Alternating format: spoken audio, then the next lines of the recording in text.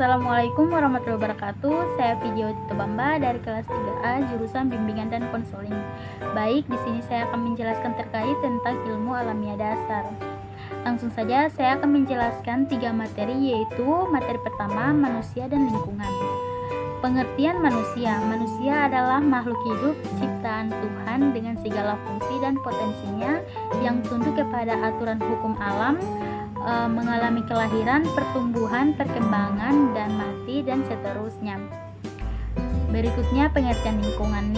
Lingkungan adalah suatu media di mana makhluk hidup tinggal, mencari penghidupannya, dan memiliki karakter serta fungsi yang khas yang mana terkait secara timbal balik dengan keberadaan makhluk hidup yang menempatinya, terutama manusia yang memiliki peranan yang lebih kompleks dan real. Berikutnya, pengaruh manusia pada alam lingkungan hidupnya. Manusia dapat mempengaruhi lingkungan karena manusia makhluk dominan di muka bumi ini, sehingga seluruh kegiatan manusia akan mengakibatkan perubahan lingkungan di sekitarnya. Berikutnya, peran manusia dalam lingkungan. Manusia sebagai makhluk ciptaan Tuhan yang paling tinggi derajatnya dibandingkan makhluk-makhluk hidup lainnya karena manusia secara kodrat diberi akal budi yang memungkinkan adanya kebudayaan. Materi yang kedua yaitu sumber daya alam dan lingkungannya. Pengertian sumber daya alam menurut Slamet Riyadi Darmodjo 1991 sampai 1992 mendefinisikan sumber daya alam sebagai segala isi yang terkandung dalam biosfer, sebagai sumber energi yang potensial, baik yang tersembunyi di dalam litosfer atau tanah, hidrosfer atau air, maupun atmosfer atau udara, yang dapat dimanfaatkan untuk pemenuhan kebutuhan manusia secara langsung maupun tidak langsung. Jadi, sumber daya alam adalah segala sesuatu yang ada di sekeliling manusia yang bukan dibuat manusia dan yang terdapat di permukaan bumi, baik itu berada di dalam tanah, laut, ataupun air dan di udara, yang dapat dimanfaatkan untuk pemenuhan kebutuhan manusia maupun organisme lain secara langsung maupun tidak langsung. Berikutnya, klarifikasi sumber daya alam dan lingkungan hidup.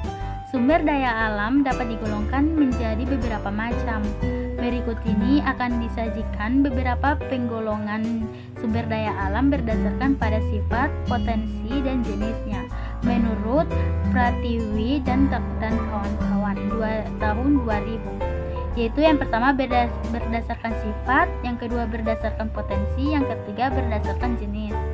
Berikutnya masalah-masalah terkait sumber daya alam, yaitu yang pertama masalah kependudukan. Masalah-masalah kependudukan antara lain yaitu pengangguran, kemiskinan, kesehatan, dan pendidikan. Yang kedua yaitu masalah lingkungan.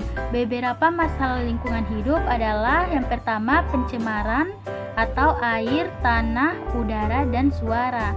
Yang kedua yaitu permasalahan sampah. Yang ketiga eksploitasi dan lain-lain.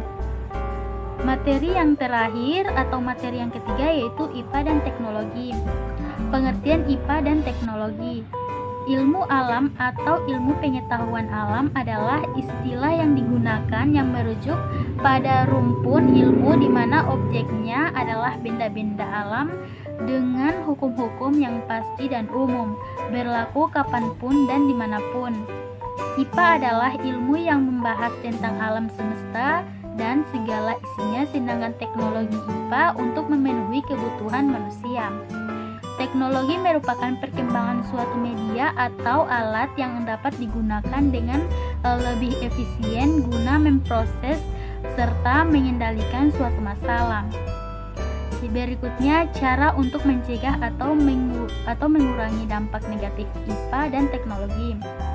Kita telah mempelajari dampak positif maupun dampak negatif dari adanya perkembangan IPA dan teknologi terhadap kehidupan manusia dan lingkungannya. Dampak negatifnya ternyata akan mengganggu keseimbangan ekosistem, Usaha-usaha yang dapat dilakukan untuk mencegah, mengurangi, atau menekankan adanya dampak negatif dari perkembangan IPA dan teknologi, misalnya di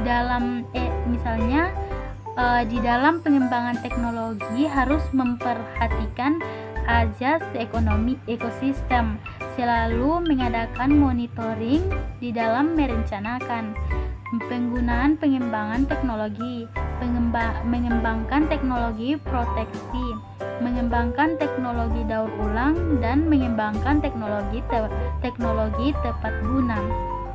Berikutnya, sikap untuk menanggapi peran iptek dalam kehidupan manusia. Ada beberapa hal yang perlu diperhatikan agar peran ilmu pengetahuan dan teknologi tidak lagi menjadi tujuan hidup manusia dan mengeksploitasi kehidupan manusia. Di antaranya, kita harus menetapkan strategi pengembangan ilmu pengetahuan dan teknologi agar sesuai dengan nilai-nilai budaya yang dijunjung oleh nenek moyang kita selama ini. Dalam pengembangan ilmu pengetahuan teknologi, perlu diikutsertakan peran agama yang menyokong nilai-nilai moralitas. Karena pengembangan iptek tanpa didasari ini nilai-nilai moralitas hanya akan menciptakan bumerang yang akan mencekik penciptaannya dan menimbulkan malapetaka kemanusiaan. Sekian dari saya. Wassalamualaikum warahmatullahi wabarakatuh.